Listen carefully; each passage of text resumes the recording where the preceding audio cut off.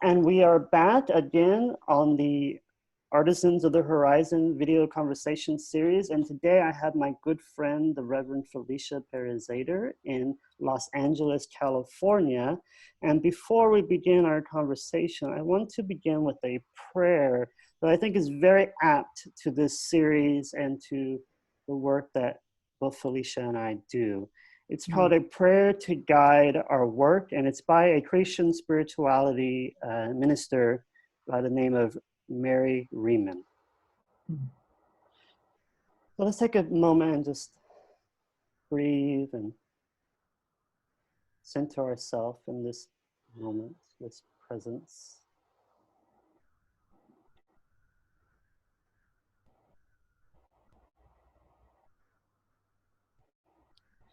Let's dance our way into a new reality. Let's disintegrate whatever separates us from one mind and express one heart among us. Let the child of yes come through this birth canal into the light of day. Let the roots of our movement grow strong so we can bend and sway and welcome those who want to embrace the spirituality of creation as a way of being and becoming, as a vocation and a path of life. Let us not only be the prayer, but let us be the prayer. Cut us free from the chains of staleness. Let us fly into a new sky and invite all who want to soar to come and make a new way. May it be so.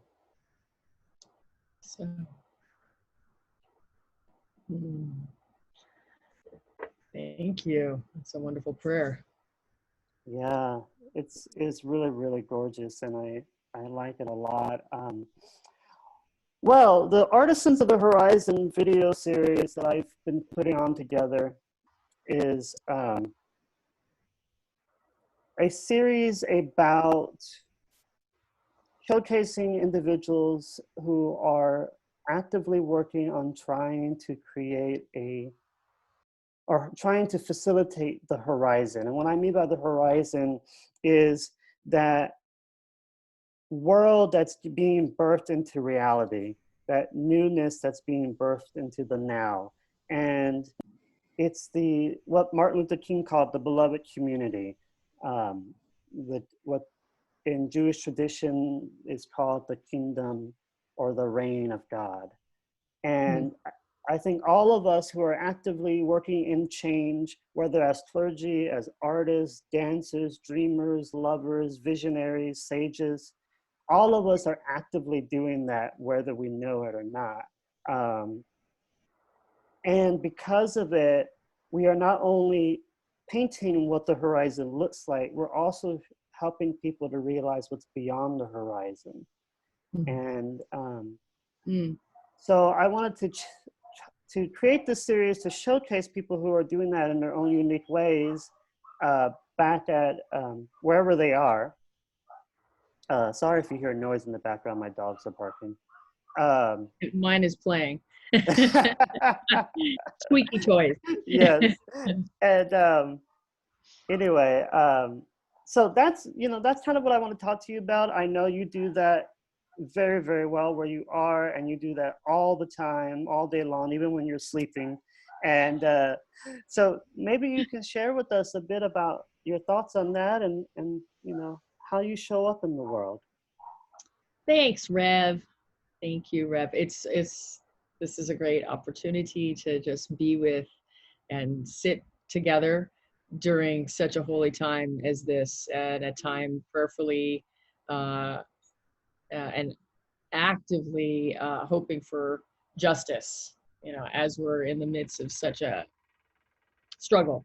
So these moments, I just have to say, this is so needed to come together in this way, and in an intentional way where, as you were just saying a moment ago, it's one thing if you're doing the work sort of like as an architect of peace and of justice, and you don't necessarily know that you're doing that. And I could sound very kind of mercurial right now, so I'll bring it in and say, when one is intentional and actively active in that intention, there's something that transpires that takes it to another level, right? And so anyway, so I appreciate this, because this is like really naming the work that needs to be done. And I think that is revolutionary in itself. It can be the beginnings of a revolution. So as far as me, I started something called Revolution of Love. I'll just say this really quickly. I mean, you know, Rev, but for those that might be watching, I started something called the Revolution of Love in 2012, and it was actually really born at the School of the Americas in 2009. So I had gone there to be part of that vigil, and I had an idea of, you know, what if people from different backgrounds, we're talking faith tradition, orientation, gender, race, all these different kinds of identities, had a place to come to celebrate, to worship, to learn, educate, and that it would be rooted in social justice and in the teachings of nonviolence. So that came to fruition in 2012. We started having service in the Bay Area, and basically, you know, haven't stopped since. And there's been a lot of different branches of this tree, if you will, called Revolution of Love. It's my baby. I'm so excited to, you know, there's an excitement and there's an honor, there's a responsibility to do this work. So this is what I get to do. I like to say it like that. It's an honor and it's a responsibility. So, yeah. Yeah, and I like what you said about naming, because I think that, like you said, is a revolutionary thing. I oftentimes in speeches and videos and things like that often say that specificity is part of the movement. Yeah. We have to be specific. Yes, there is truth to say that that all lives matter, but we have to be specific, because not everybody is equally under genocidal attack all day, every day. And so we have to be specific, especially as faith leaders and change agents. Otherwise, we're not being pastoral, we're not being prophetic, we're being pathetic.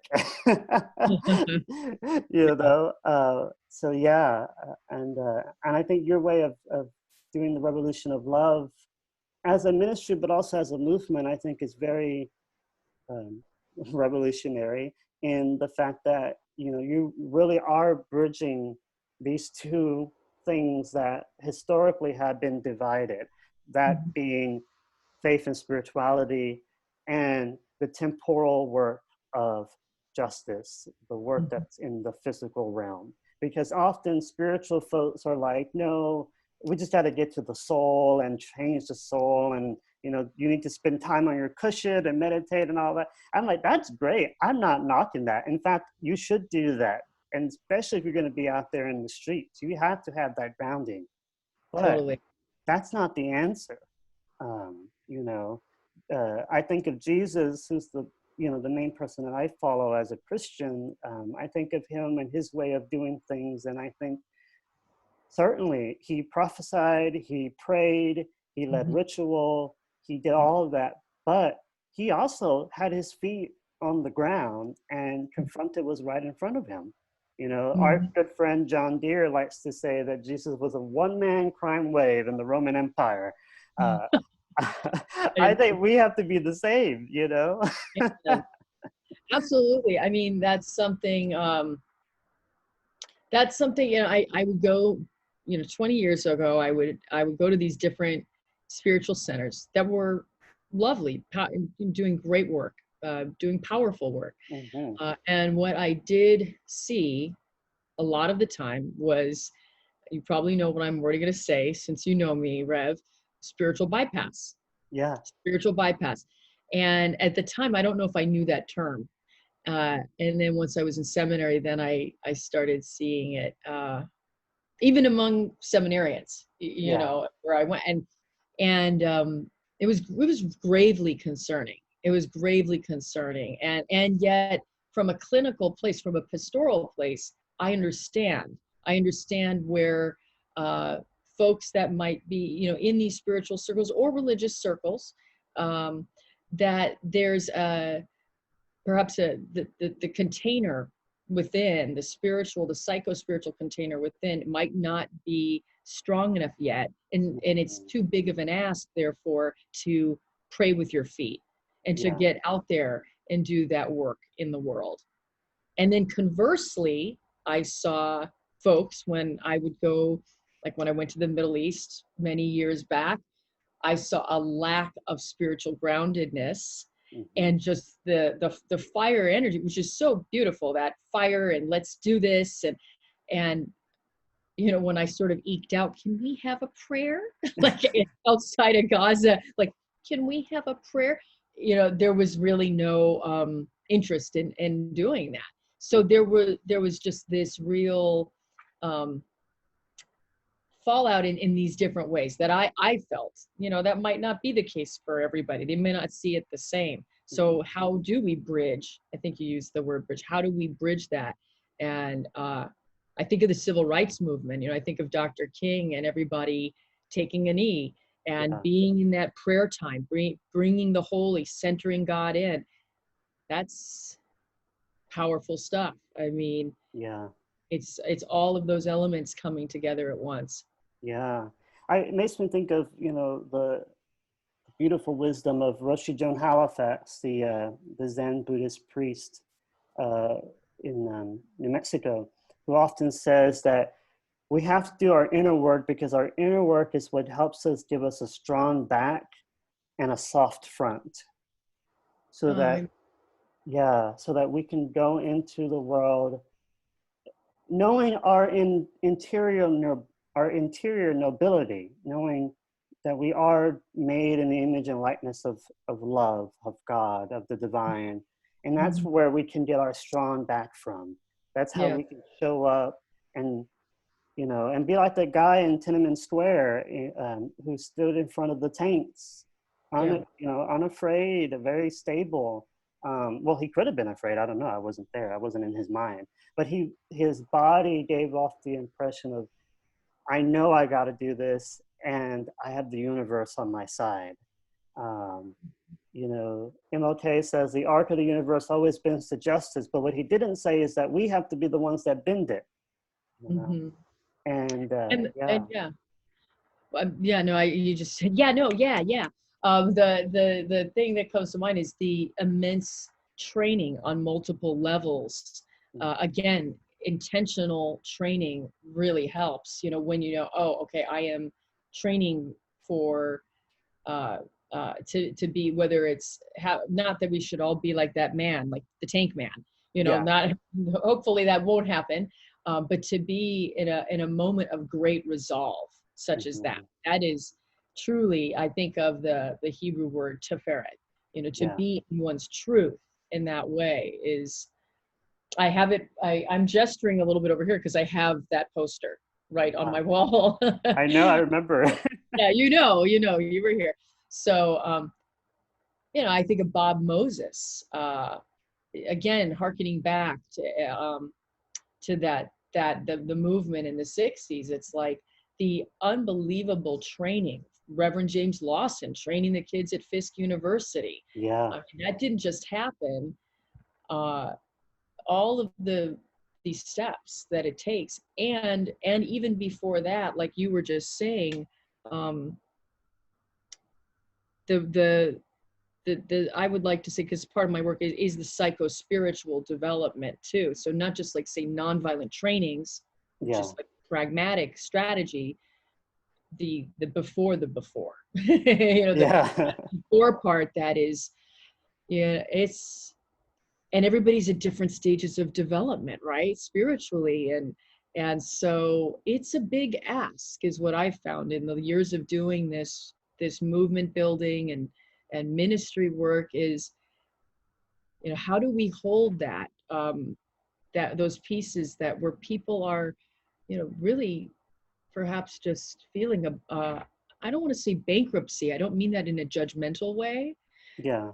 but where people are, people are struggling, people are in the struggle. And so how do we, in a empowered way, not in a pitiful way, but in an empowered way, come alongside so we can move forward together.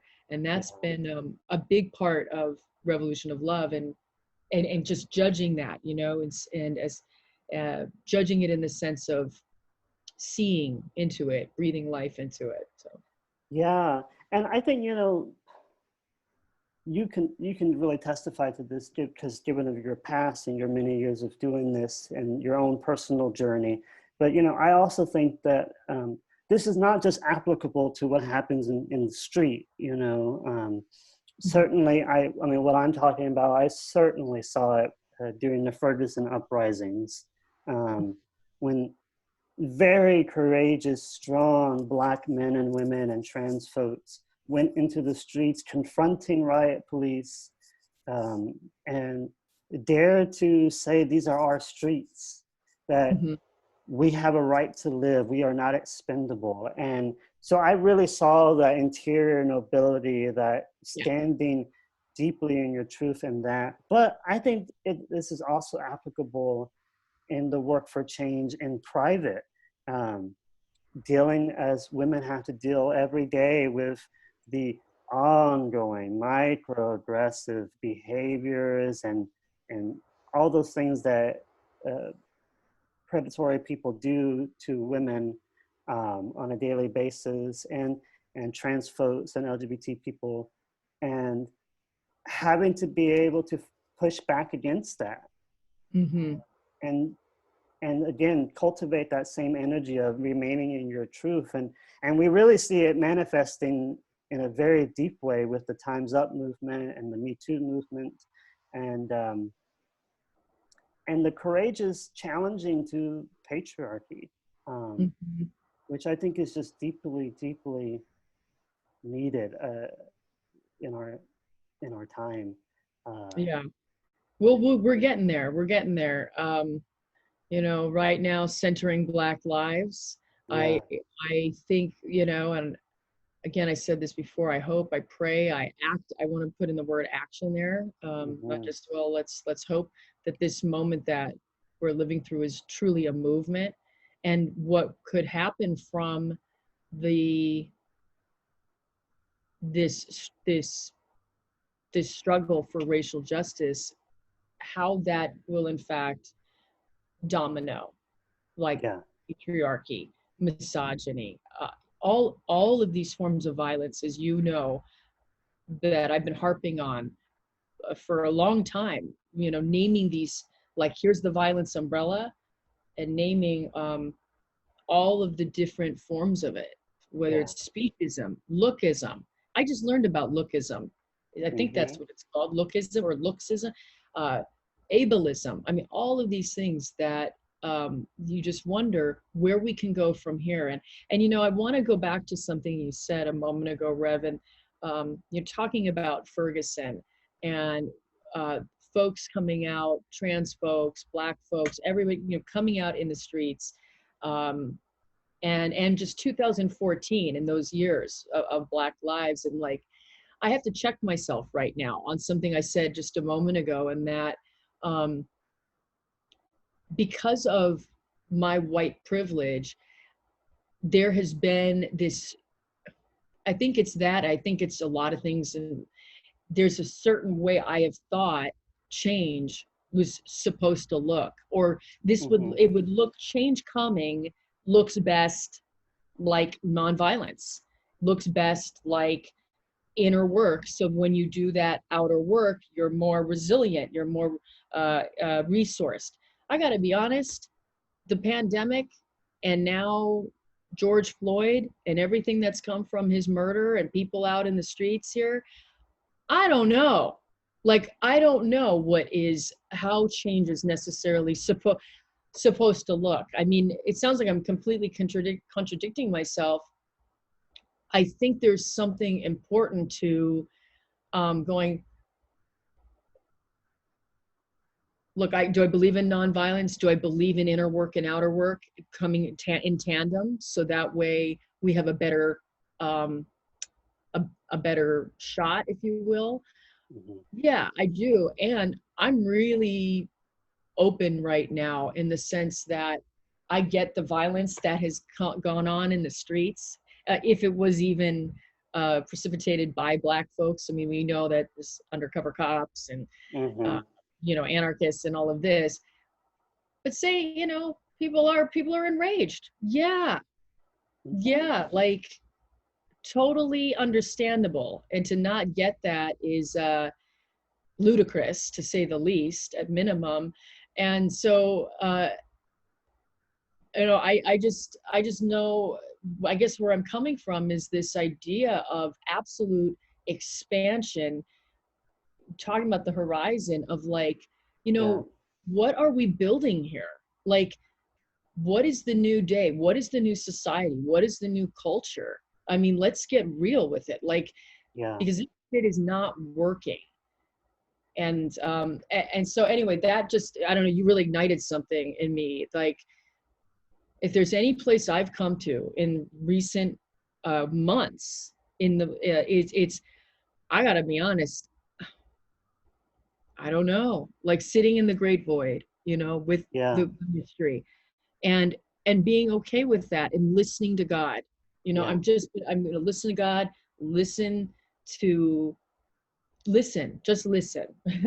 Yeah. So anyway, yeah. Yeah, no, I get that, and I resonate with it, and it reminds me of the story of Pentecost, because that's what happened with the disciples. Is they didn't know, they were huddled together, just like many of us are, and have been since the pandemic started, and they were fearful. They didn't know what's going on. They didn't know, were they coming after us, or what's going to happen, and then all of a sudden. The scripture says a mighty wind came into the room, but it's really interesting that the word that they use in the original Greek is the same word that we get the English word for dynamite from. Hmm. It was an explosion of cosmic, mystical, divine power that infused in them and gave them the courage to go forth and to be what they needed to be into the world, which was the prophetic. It enlivened their throat chakra, um, Hmm. No. and which is the prophetic chakra. Mhm. And you know, I think that's the right disposition to take, is to listen, because listening denotes a receptivity. And I think those of us who have always been the ones that held up a particular thought pattern, way of praying, way of worshiping, way of being in the world, that was good for that time. Now the universe, God, the divine, is giving birth to a different Yeah. chapter.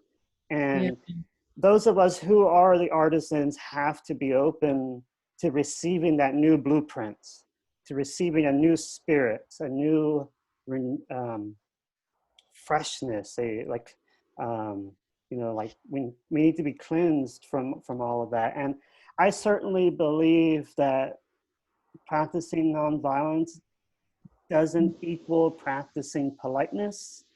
Uh, Mm-hmm. you know, I don't think peacemaking is respectable. I think the true peacemakers were always the ones who challenged respectability. Um, I think of the great prophet Abraham Heschel, who was absolutely despised by the Jewish community when he was alive because of his work with Martin Luther King, because they told him there's already enough anti-Semitism in the United States. Why are you going out there and working with him when you should be doing this and that? And part of that was their own racism towards Black people, but it was also, you know, like fear about themselves. And yet Abraham Heschel knew that that was where Spirit was calling him. Um, Yeah. that was where the breath of God Mhm. was present, the ruha. The roof. Yeah. Yeah. Yeah, and Feeling that. So yeah, and I think, one of the cool things, or I guess not really cool, that's not probably not the best word, but one of the most insightful things that I had picked up from this pandemic is that this disease is primarily, or this virus is primarily a respiratory, but not exclusively, but primarily a respiratory issue. And the Greek word for spirit is pneuma, which is where we get the word pneumonia. Um, so what's interesting to me, and I said this in my Pentecost message a few weeks ago, is that I believe very deeply that the unholy spirit that takes away our breath, our divine breath that is so intimately within our bodies, that connects us to the universe, is afoot in our world right now. And what is happening is that the spirit is the Holy Spirit, the spirit of life-giving, the spirit of liberation, is, Mm. is pushing itself into spaces and into the cruxes and to the alleys and to the streets, because obviously the Holy Spirit is not welcome in our institutions. Yeah. Yeah. So anyway, I'm going to start preaching if I don't stop talking. I love it. I was snapping away earlier. And with that, like, just piggybacking what I keep feeling from what you're saying, and in different conversation with one of the team, the worship team at Revolution of Love, her and I were talking about this, the divine feminine, the divine feminine coming in. And, maybe not just Mother Mary or Our Lady of Guadalupe, but like Kali, coming in, Yeah, kicking ass and taking names. Like, yeah. this is not, again, this is not working. It hasn't worked. And just,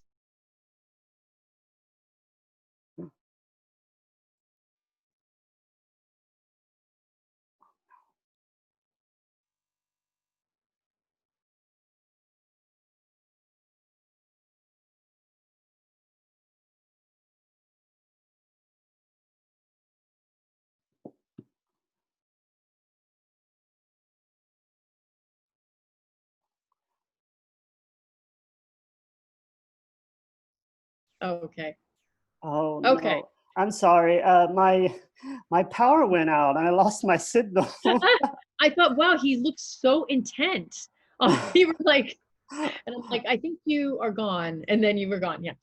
Okay, well, I think it was still recording, so hopefully it Okay. caught what you said. But if not, can you repeat what you were saying? You were talking about Kalima.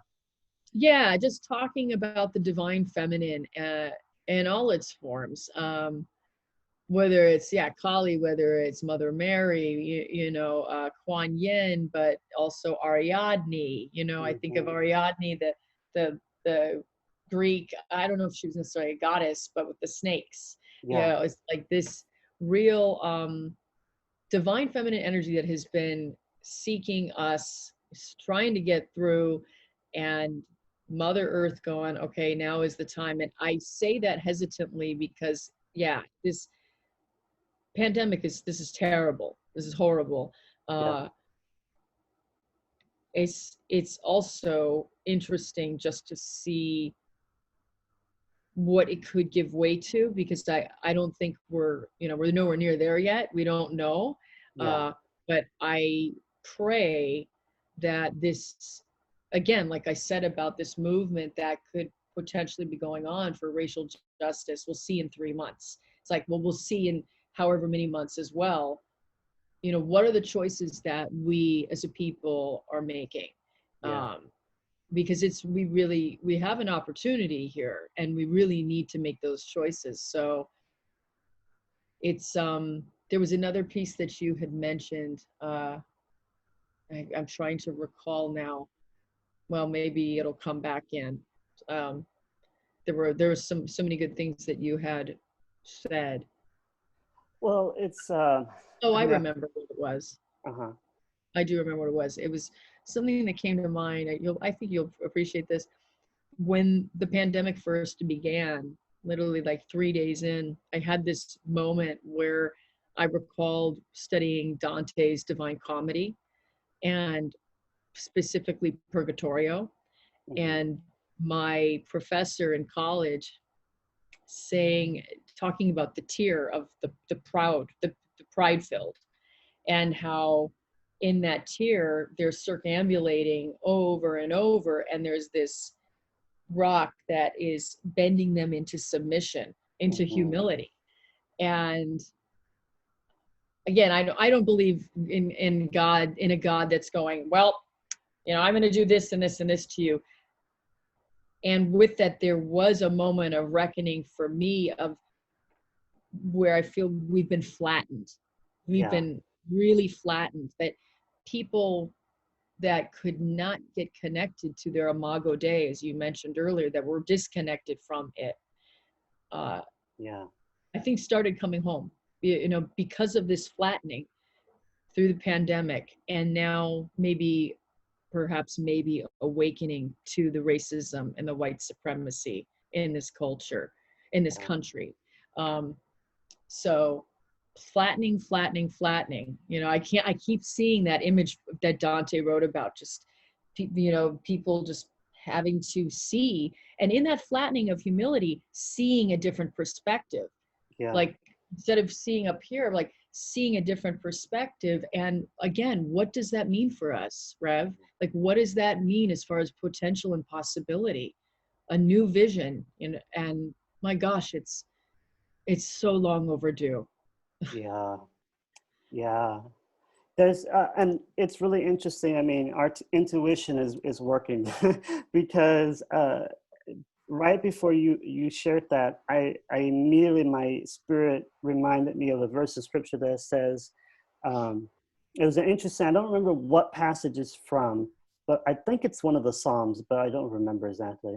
But the line says, it's God lamenting, and it's saying, but if my people would humble themselves and pray.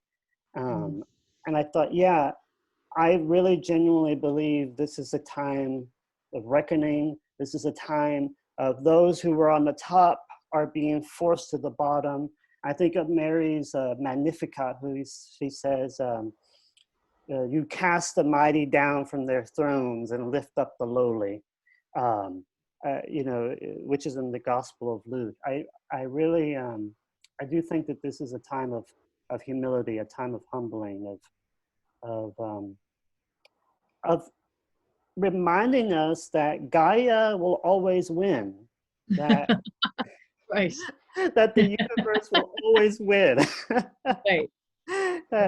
But no matter how smart we are, how many wonderful degrees and institutions and people we know, and how many followers we have online, and all this stuff, like, none of that means anything when it compares to the awesome power of Gaia. And the expansiveness of the universe, and the power of energy that happens when a star blows up. My favorite definition of God is Meister Eckhart, who said that God is a mother who lies on a cosmic maternity bed, giving birth to new planets.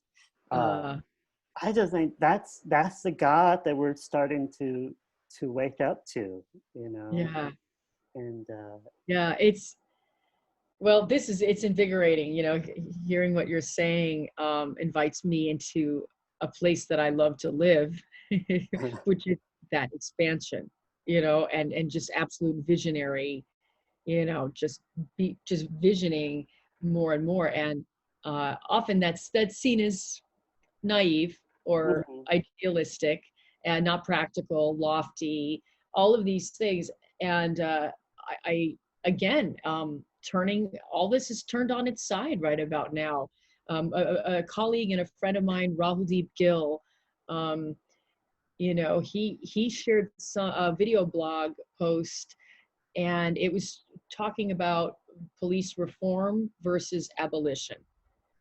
And the abolition demands and asks are radical. And I have to say, even someone like me that is really wide open, like I said, very visionary, very, expansive, was like, wow, that's some stuff. Like, whoa. And just to hold it on the altar of the Lord, like just to hold it on that altar and go, what if?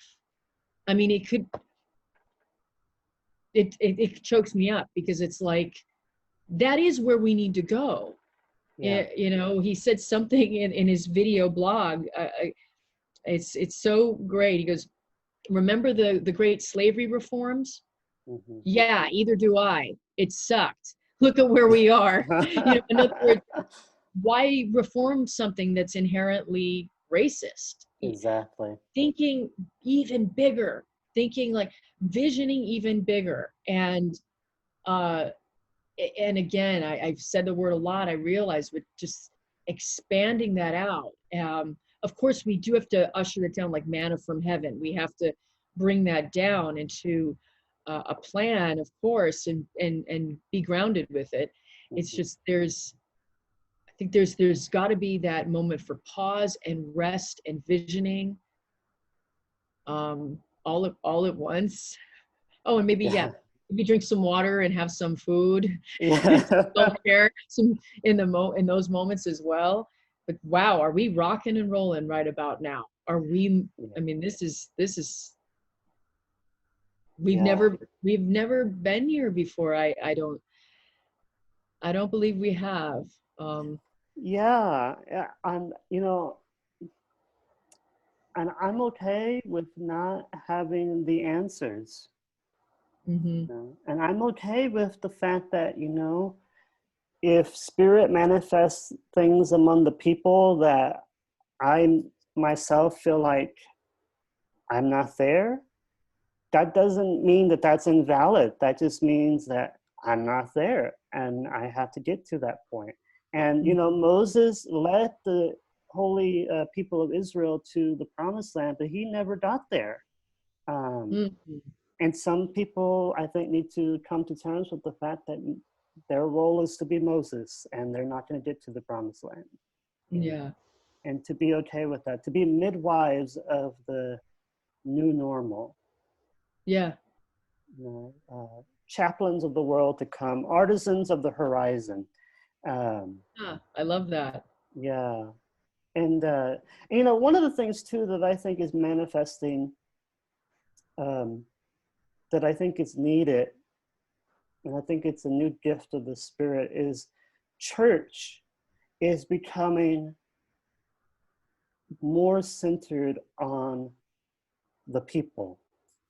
And what I Mm, mean by that is, and I think your group, the Revolution of Love Ministry and Movement, I think this is something that makes you revolutionary, is that since you started this ministry, that has been your focus, is um, is honoring, whether, I think, and I think you're aware of it, but whether it's vocalizing it or not, I think you have consciously made an effort to be open to how spirit is manifesting in the humane, in mm, the human level. Um, and I think that, I mean, I noticed that on the Zoom call when we did the Speak Boldly. But I even could tell when I was there, and I was in the other room when you were having your gathering, and I could just tell from the sounds that I was hearing and from the way you were talking and other people were sharing that people were being liberated. Um, their chains were falling off, not because of a ritual, which certainly ritual does do that. Good ritual should do that. But yeah. it was people were learning how to be people. It reminds me of what Archbishop Desmond Tutu always talks about, Ubuntu. Um, the people become people through other people. Uh, Mm, you know, wow. and Ubuntu. And I think that's what Spirit is transforming church into. Wow. So many churches, because of the pandemic, had to reevaluate, especially older traditions, had to reevaluate these very ancient traditions. And some groups had to legitimately ask the question, maybe this way of worshiping is finished. Yeah. And Yeah. that Wow. is beautiful. And yeah. And so I think the revolution of love is really trailblazing in that reality. Well, thank you for saying that and just bringing all of that in. Reverend Osagi Foseku, who Yeah. is actually in Minneapolis now, and I became acquainted with in 2014 during Black Lives. I remember having conversations with him, and as a pastor that was a couple years in, to, I guess I launched Revolution 11/12, so I'd Yeah. say it was 14 or 15, and him just giving the practical advice of, listen to the needs of the people, which was always on my heart and my mind, and just really having that solidified, like that, yeah, this is what this is about. I mean, People's Priest. I mean, Mm-hmm. this is for the people. There's a tenuous balance there, because, as you know, there are certain things that need to get done, practical things that need to come through. So Yeah. there's a very fine, like, line of, as pastor, like, okay, well, this needs to be spoken to. And then also, like, what is on the hearts and minds of the people, which is what I ask. Like, I'll walk my little dog around the block, and, after the Sunday night Zoom service ends, I'm back in it. What is on the hearts and minds of the people? What is on Mm-hmm. the hearts and minds of the people? What needs to be spoken to? I'm in that prayerful place all throughout the week, asking that. And I mean, it's that simple. It's that simple. That has to be centered. Otherwise, I'm not sure. I don't know what I'd be doing. Like, for Yeah. me, it is about liberation, and it is about radical healing. And, again, simply put, when people are seen and heard, they feel safe and they feel loved. I mean, really simple stuff, right? When they're seen, when they're given that opportunity to be heard as well, yeah, there's something that transpires that is beyond thoughts and words. Yeah. Yeah. Yeah. I agree with you. Yeah, there are practical things that every pastor has to get done, Yeah. and all that. And sometimes it's annoying, but it has to get done. It's a part of the game, you know. But what one of the things that I often use is like my grounding is, I have this motto of that, my ministry is about being of service and of leadership. So you have to serve and you have to lead. That means that you have your hands outstretched in service for those who are in need, the people who are most in need. But you also have your hands out up in leadership, saying, calling people forth, ushering them into the new normal, into the realm of the divine. But also, you got to put your feet, to the pavement. You gotta stomp yourself into the movement. Like the African proverb says, when you pray, move your feet. Yeah. Abraham Heschel said that when he marched with Dr. King. When he came back, he talked to his daughter about it, and she asked him, "How did you feel when you were doing that?" And he said, "I felt like my feet were praying." And Yeah. I mean, I have so many stories where I could say that, I could affirm that, because it's so true, and you can too, I'm sure. I mean, I've had some of my most profound religious and spiritual experiences on the street, Yeah. because I didn't have the distraction of the altar, of the sanctuary, of all the churchy things that titillate us and overly stimulate us, and which are beautiful, and they're great tools for prayer. But when you're out there and everything that's around you is bland, it's just nothing, and it's just you and the divine manifested in the people that are around you. It's a beautiful catalyst for mystical experience, and Hmm. yeah, and Yeah, I'm feeling that mysticism. As you're sharing it, I'm like starting to kind of go, I'm starting to kind of go into it. And, yeah, you're reminding me of moments that were so needed. I was just telling someone earlier today, I love university. I was just mentioning this Dante course Mhm.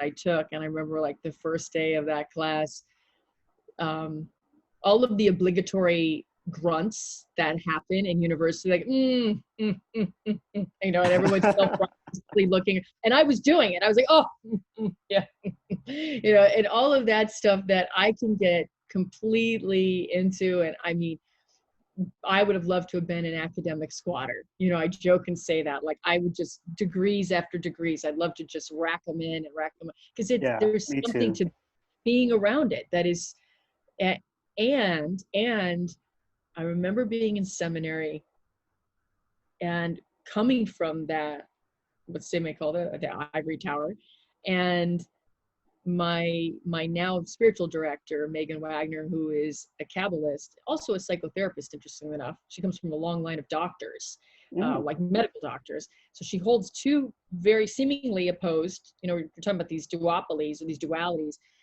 pieces. And she is a mystic, and she came to seminary to teach. And I remember she said, we're going to tone the names of God in Hebrew.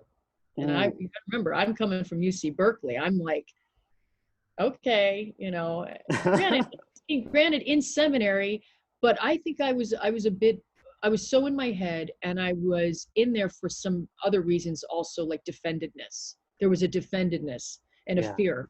And so she goes into this thing, get into triads, and one person seated in the chair and two people on the side, and lift your arm up, and Elohim, and all, say whatever these Hebrew names that you feel called to. And I'm thinking, okay, this is nuts. I'm like, and I tell you that something happened that day Mhm. that was beyond thoughts and words. I used that expression a moment ago. There are some things in this, what I came back to, Rev, was there are some things in this life that you cannot ascribe theory to, that you Mhm. cannot, figure it out. And here in that room with all of us saying the names of God in Hebrew, it was, I was going to say revolutionary. It was revolutionary for me because it brought me back to that place of mysticism that I had as a child, when I would Yeah. go out in the yard and I would sing the Psalms as a little kid, like barely able to read the Bible. I couldn't understand all the words, but I would just come up with melodies to as much as I could read in the Psalms. I mean, that mystic kid that, got like occluded, um, and slowly was coming back in by my late teens and 20s. But this was a Zumo. I mean, I really felt it that day in that class, to be in that state of mysticism. It was like getting back into a warm bath, a Mm. much needed warm bath of like, oh yes, this is also true. Not negating any, like, the intellect or anything. This is also true. And Yeah. this is a place of nourishment for me. And to speak to the streets part, yeah, absolutely. I mean, I got my call to this work from someone experiencing homelessness Mhm. right there at a Carl's Jr. I've told the story a lot, right there at a Carl's Jr. drive-through window on my 28th birthday. I got my call to ministry. I just went for jalapeno poppers. That's all I went for. And the next thing, I'm talking to this guy, and there's like a moment of like Richard Rohr, Force Field of Love. We've Yeah. suddenly into it, and I just went, take note, Felicia. This is something's happening here. And I was never the same. I mean, that's to be available to these experiences is everything. It's so Yeah. much. That's a great phrase, to be available to this experience. Mm, I think that's what it, if you can summarize what it means to be an artisan of the horizon in a phrase, that's what it is. To be mm, available to this experience.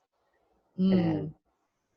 and that is so cool, because the key word there is available, Yeah. right? It doesn't say you're qualified. It doesn't say that you're equipped. It doesn't say you have all the necessary degrees to be taught this or to practice that or whatever.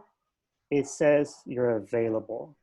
Yes. And I think, again, going back to Jesus, because that's the guy that I kind of hung my hat on. I yeah, I was like, I think about him and I think that was what his ministry was. It was a ministry of availability, of Mm, presence. He confronted what was right in front of him. When they brought the woman who was caught in adultery in front of him to see if he would condemn her, which he didn't do, and in fact he liberated her and lifted her up. Um,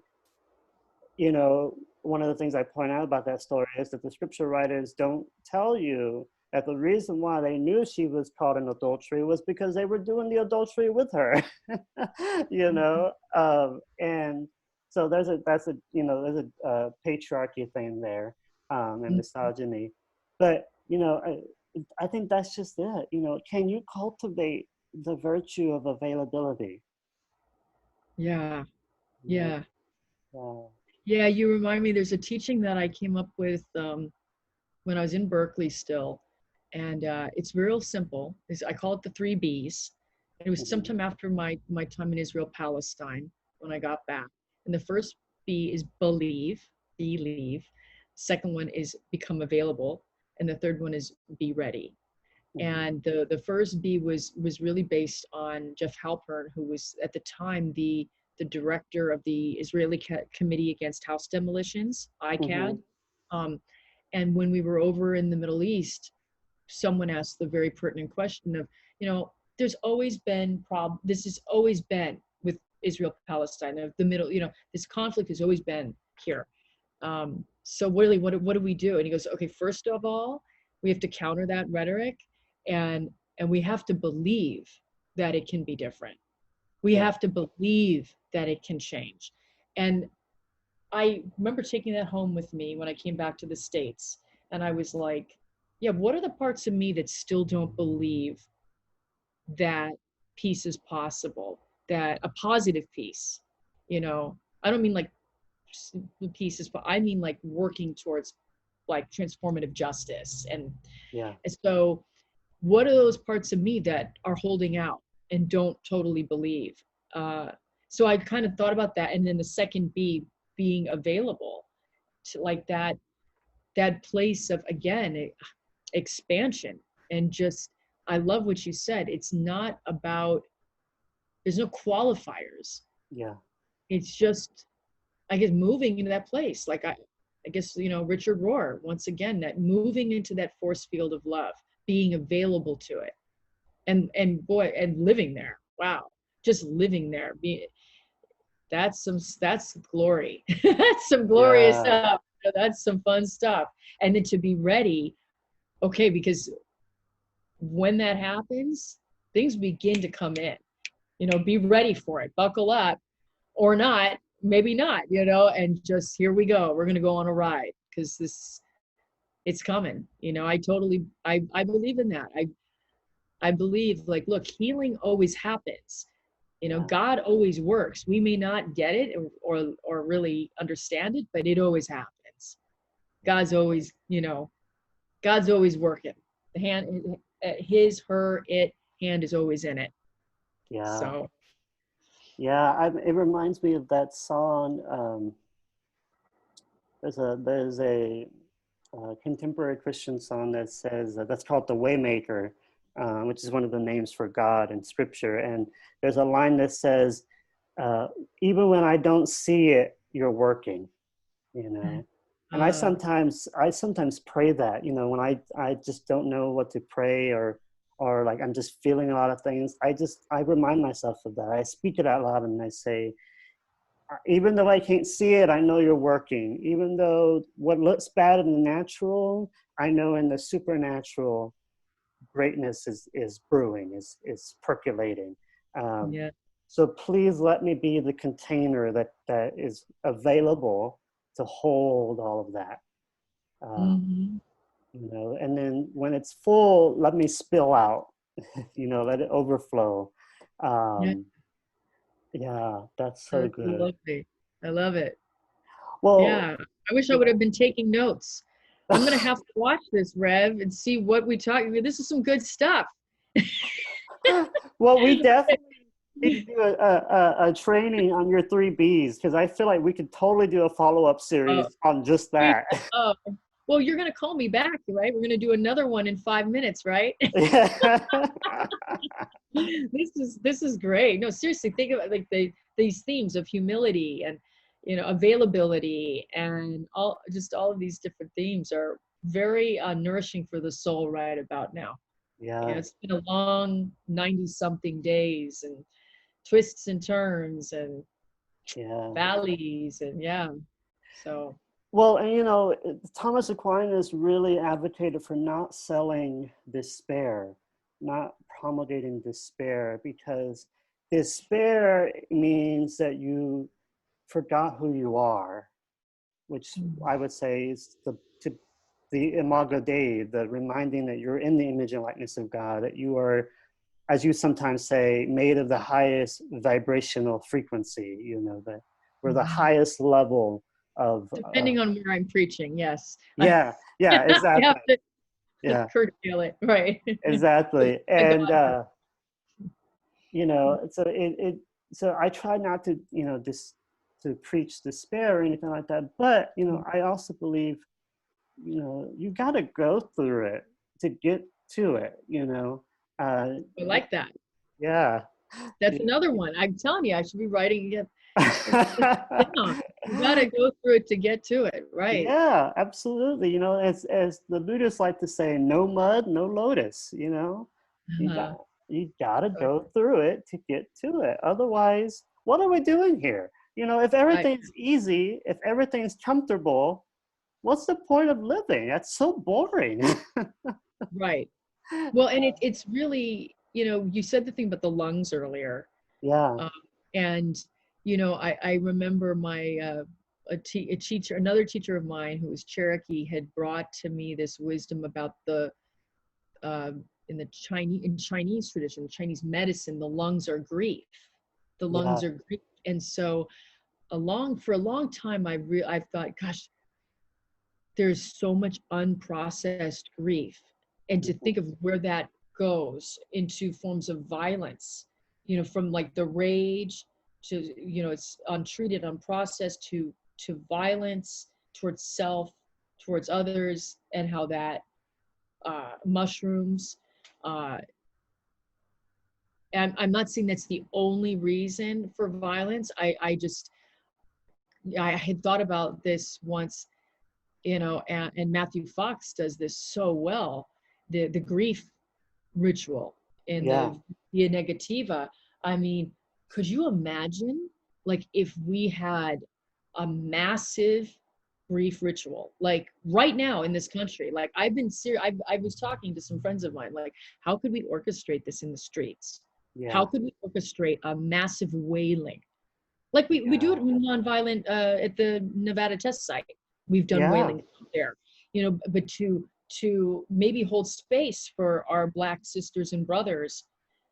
I mean, this is tricky stuff. So I don't know, but to like as a white identified person holding the space and getting in the way, so no cops, no one could harm, but maybe allowance for that rage, yeah, because grief is obviously rage. It's a whole bunch of things. And so I found it interesting that this attacked the lungs, and I don't want to get too woo-woo as far as COVID-19.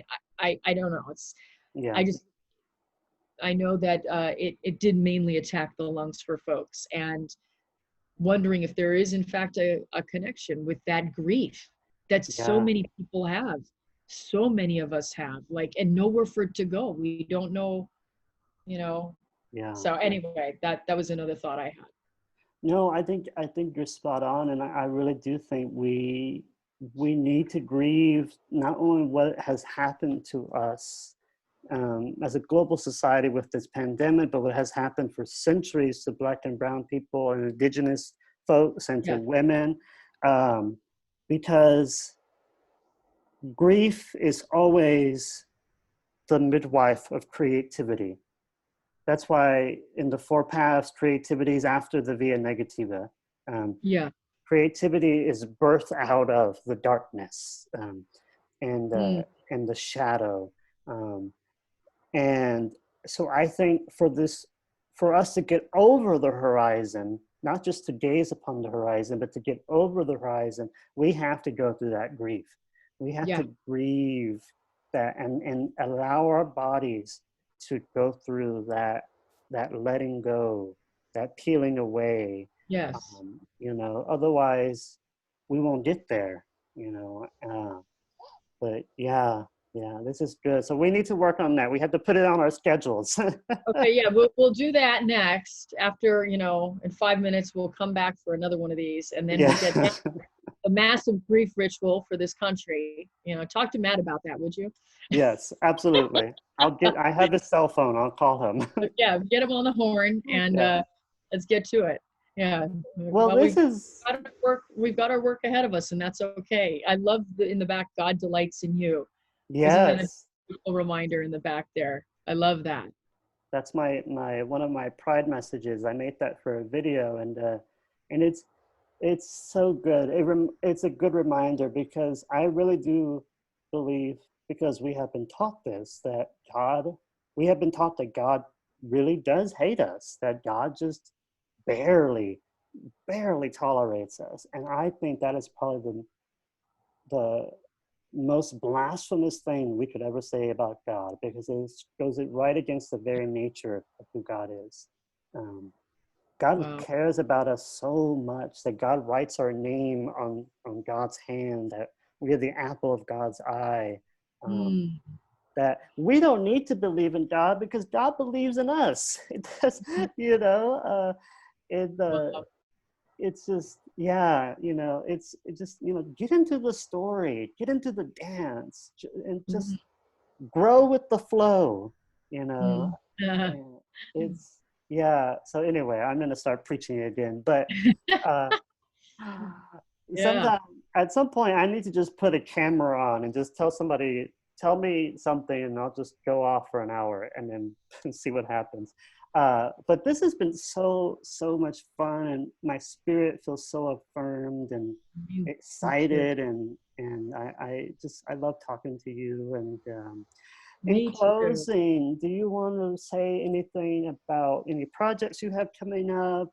Maybe a little bit more about um, the Revolution of Love, or you, or whatever else is on your Sure. hearts. Sure. I'll just invite folks right now. We have Revolution of Love Sunday night Zoom services, and they're open to anyone that is anyone. They're for the people, for you. So that's going on right now every Sunday, and my website has that information. And just also, even more than that, just just praying for all of us. I feel called to saying that. Just praying for all of us during this time, and um, and praying that even, you know, our conversation, Rev, is provides some hope or some inspiration. And I know this lifted me up. So thank you for Mm, the opportunity and for the time. It was yeah, very, you know, brings that sprightly spirit back in. So yeah. yeah, thank you. It's mutual. You know, it's very, very much mutual. I hold you in such high regard because of all that you've done and the way that you show up, and your fierce nobility. I just love it so much. Thank you. I don't realize it. I'm such a softie in so many ways, and then I hear people think, you know, well, you're such a badass, and I'm like, you know, but you know me. I mean, you've been here, and we've shared time, and Yeah, you know, there's so, well, we're all complex. We're all so complex, but yeah. uh, yeah. So thank you for that. It's a pleasure to know you and to learn more and more about your work in the world, your prophetic work in the world that is touching so many and will continue to. This I know. Amen. Amen. Well, can we end with a blessing? Would you like to do a blessing for us? Sure. Sure. A blessing or a prayer? Yeah, whatever is on your heart. Okay. So let's fall into prayer. Let's take the breath together, breathing in and out, being reminded of the breath right now for those that no longer have the breath to breathe. So again, breathing in and out, honoring our ancestors and thinking of the life and the spirit of George Floyd and Ahmaud Arbery and Breonna Taylor and Trayvon. So many people, just feeling them right now. So many people that have died from this pandemic as well. And anything else that I am not mentioning, I do not mean to forget in any way, only to include. So just lifting up folks that are on the other side of the veil and recognizing those that are here in this visible plane and loving them. And so God, Creator, one with many names for some, we come before you, displaying ourselves on the altar that is you, listening, humbling ourselves, listening for your guidance and your words. And we feel a quickening in our hearts. We feel a quickening in our souls. Let us do your holy work. Let us continue to pray with our feet. Let us remember our Imago Dei that we are forever connected to. And if we do forget, that's okay. We come back to it. We come home again to you, forever turning in love to you. I give thanks for this time today, for all the people who will be listening and watching, our families and our friends. And I lift up this prayer saying, and so it is. Amen. Amen. Amen. Yes, that's so Yeah. good. I love it. Oh, oh Well, God. blessings, Rev. Many, many See you on blessings. see you Yeah. on perpetual Zoom in a little while. Yeah, so you don't go anywhere yet after we finish recording. And I hope when we got cut off that it kept recording because we'd said so many cool Oh my stuff. gosh, yeah. Okay, so here we go. Let's see. Okay, bye.